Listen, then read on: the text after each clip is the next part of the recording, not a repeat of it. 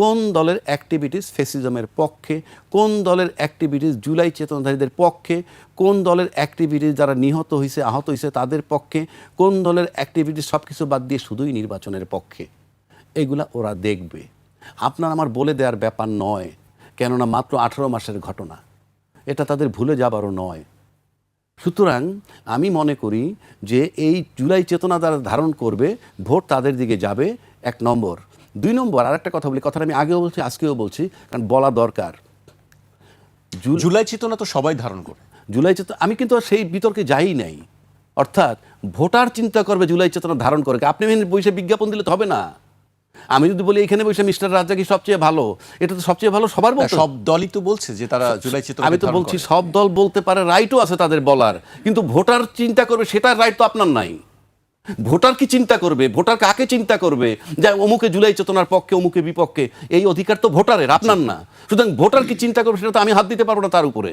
সুতরাং ভোটার যাকে চিন্তা করবে যে জুলাই চেতনার পক্ষে, ভোট সেদিকে যাবে। যদি হাড্ডাহাড্ডি লড়াই হয়, নির্বাচন সুষ্ঠু হয়। ব্যতিক্রম হলেই মনে করবেন নির্বাচন সুষ্ঠু হয়নি, প্রমাণও পাবেন। এবার আসেন বাকি চ্যাপ্টারে আসেন।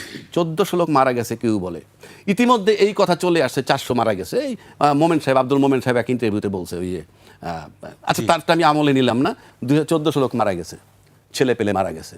এখানে কোনো 75 বছর বয়সে বুড়া মারা যায় নাই, কোনো 55 বছর বয়সের রাজনৈতিক নেতাও মারা যায় নাই। রাজনৈতিক নেতা বলছে যারা এস্টাবলিশ, তাদের একটা নাতি পুতি ছেলে কেউ মারা যায়নি, তাদের সন্তানরা সুরক্ষিত ছিল সব। যারা মারা গেছে তারা এই দেশের সন্তান, যেই লেভেলের হোক, ছাত্র হোক, শ্রমিক হোক, ওই রিক্সা চালক হোক, তারা মারা গেছে।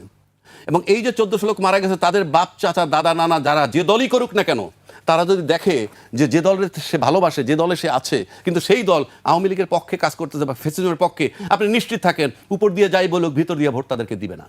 প্লাস তারা প্রচার করবে যারা বিট্রেয়ার, এরা জুলাই চেতনার পক্ষে না, সুতরাং এদেরকে ভোট দেওয়া যাবে না। উপরে বলবে না, কারণ সেটা দল করে, কিন্তু ভিতরে। এবং এই প্রচার আপনি ঠেকায় রাখতে পারবেন না। একইভাবে যারা আহত হয়েছে 30,000 40,000, সে যখন দেখে তার চোখের সামনে তার মেয়েটার একটা চোখ নাই, সে যখন চোখের সামনে দেখে যে তার একটা ছেলের 2টো পা নাই, এই ব্যথা আপনি কি দিয়ে গুছাবেন? আপনি কি দিবেন তাকে, কি কম্পেনসেট করবেন? একটা ঠ্যাং নাই, তারে 5 কোটি টাকা দিলে কি হবে? একটা মেয়ের চোখ নাই, তারে 50 কোটি টাকা দিলে কি হবে? সুতরাং আপনি সে উপর দিয়ে যে দলই করুক, ভিতর দিয়ে সে ভোট অন্য জায়গায় দিবে। এই কারণে বলছি ভোট যদি সুষ্ঠু হয়, লড়াই হবে হাড্ডাহাড্ডি। আর হাড্ডাহাড্ডির মানে সুনিশ্চিত কেউ 2/3 মেজরিটি পাবে না, কোনো দল হয়তো জিতবে সিঙ্গেল মেজরিটি নিয়ে।